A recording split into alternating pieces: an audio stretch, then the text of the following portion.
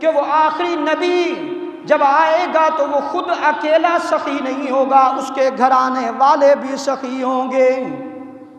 اسی کو کسی شاعر نے کہا نا، مزرعے تسلیم را حاصل بطول، مادرش را اسوہ کامل بطول۔ علامہ اقبال نے بھی بڑے عمدہ الفاظ میں جناب فاطمہ الزہرا کی تعریفات میں فرمایا مریم مریم از یک نسبت عیسیٰ عزیز، مریم از یک نسبت عیسیٰ عزیز، مریم کو تو ایک نسبت حاصل ہے کہ وہ عیسیٰ کی ماں ہے نا، لیکن فاطمہ کا مقابلہ کون کرے کہ وہ حسنین کی ماں ہے، علی کی آبرو ہے اور محمد کی بیٹی ہے صلی اللہ۔ اونچی آواز سے کوئی زبان خالی نہ رہے۔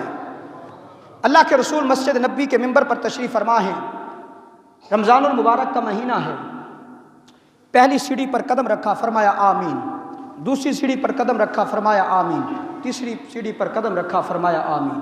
صحابہ حیران ہے، کوئی بات بھی نہیں ہوئی، اللہ کے رسول آمین کہتے چلے جا رہے ہیں۔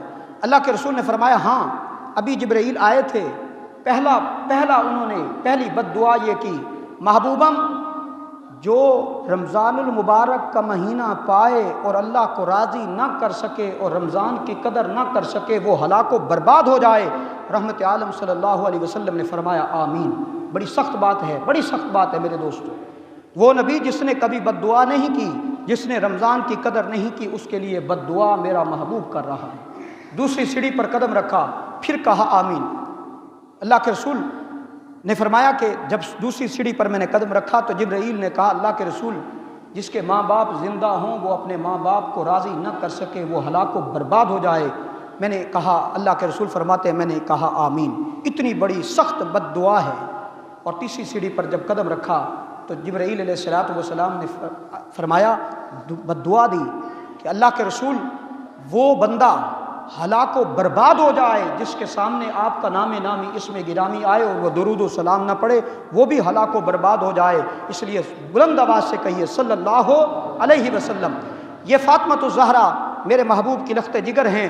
حضرت علی المرتضیٰ رضی اللہ تعالیٰ عنہ کے ساتھ ان کا نکاح ہوا، شادی ہوئی، اور ان کے بطن سے اللہ نے 3 بیٹے عطا کیے، جناب سیدنا حسن، جناب سیدنا حسین، جناب سیدنا محسن۔